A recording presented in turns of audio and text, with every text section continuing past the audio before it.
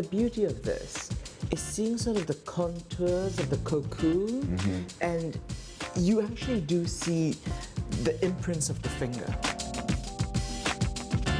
Who makes the better dumpling? Oh, we are not from China, you know, and so we have to navigate and learn our place in this culture as well, being Americans and still being Chinese at the same time. This is Tso'l Food, an American journey through the Chinese kitchen. I'm Gerald Tan, and right now I'm getting a masterclass in dumplings, or Jiao. Gosh, this is... you'd be able to tell exactly who made this one.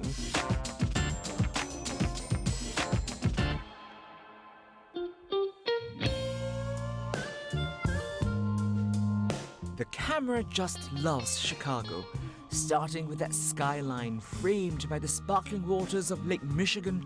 The buildings pull you right in. From the tallest, the Willis Tower, to the oldest, the Rookery, and every cloud-touching skyscraper in between.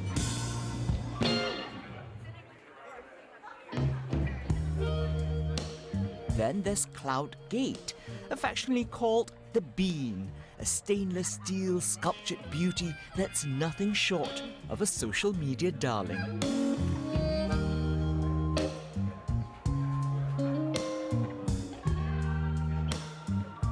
But to really get a pulse of the city and its diverse cultural makeup, one has to venture into the neighborhoods. I find myself in Ukrainian village, not for the many shops selling Eastern European pierogi dumplings, but one offering traditional Chinese dumplings. This is the story of an old friend, 老朋友.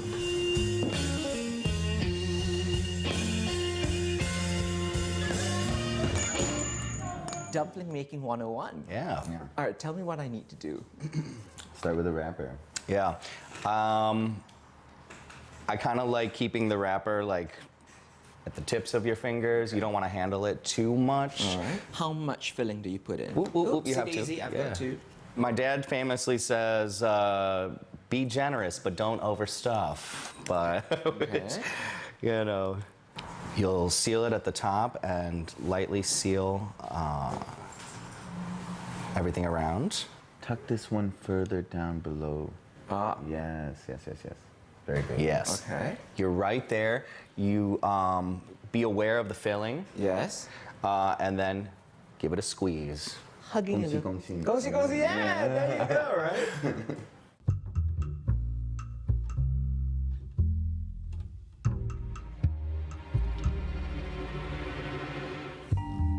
So, who taught you how to make dumplings? Nai. Yeah, our nana did.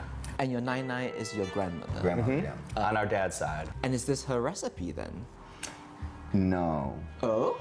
I've watched Nai my whole life and really worked off of smells and taste and memory of how everything felt and looked, and just that's how we built this, really. Has she tasted your dumplings? Not long ago, yeah. We went to visit. And what did she think? She really was impressed. She liked it. She said we've studied, which is true, which is very true. It was very nerve-wracking. That was, for us, I think that was the peak of my cooking career. Yeah.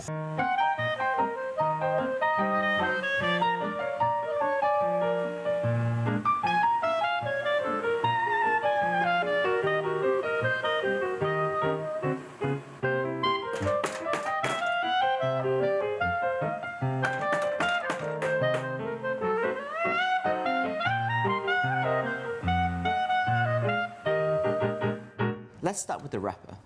Okay, how do you get this beautiful silky texture? Oh, that.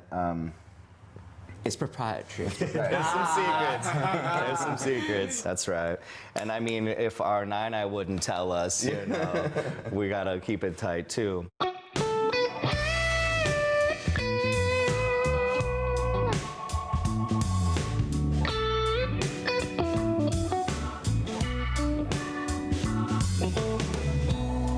We then serve it in boiling hot broth as well. And then what's in that broth? Combination of soy sauces, vinegars, chilies, cilantro, sesame seeds, a lot of things. There's a whole, the whole kitchen's in there.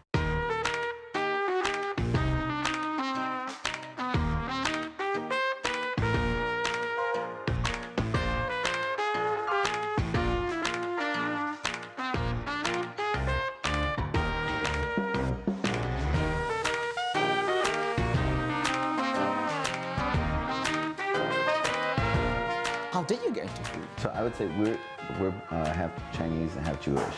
And Danny looks more Chinese and I look more Jewish. You know, as a kid, I was always confused about it because we were surrounded by Chinese people. And so Chinese food became a way for me to identify with the culture.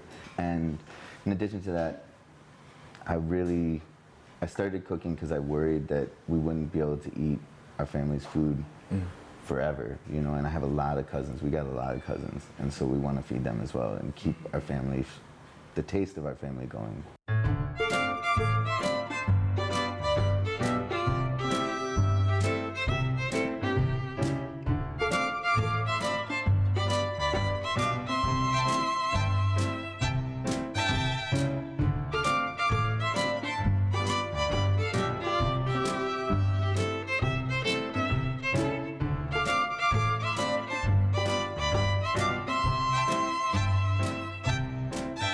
For me, I mean, the standout of this place is just seeing all these photographs. What inspired you to do that, first of all?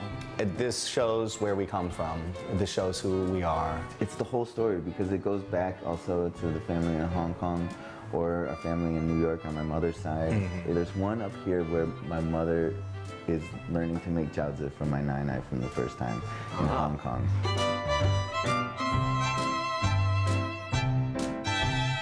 Every culture, it seems, has some kind of dumpling. The Italians do raviolis, the Turks do manti, this whole idea of meat in dough.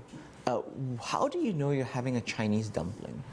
Oh, that's a great question. Textures. I think textures have a lot to do with it. I think that dumpling wrapper, Chinese wrapper, you can steam, you can boil, you can fry, but it needs to be delicate. Exactly. You know, a lot of people can make fillings, but the wrapper is true art. You know? Yes. Do you think just the ritual of making dumplings, because it's so social, because it brings people together, has made it such a fixture in sort of all the Chinese festivals? Sure, and not only in Chinese festivals, as you were saying earlier, every culture seems to have a dumpling. I think you're right, it makes sense. There's the making of it, the cooking of it, and then the enjoying, and all of it requires a village to do, you know, so. Yes, that's the truth. Yeah.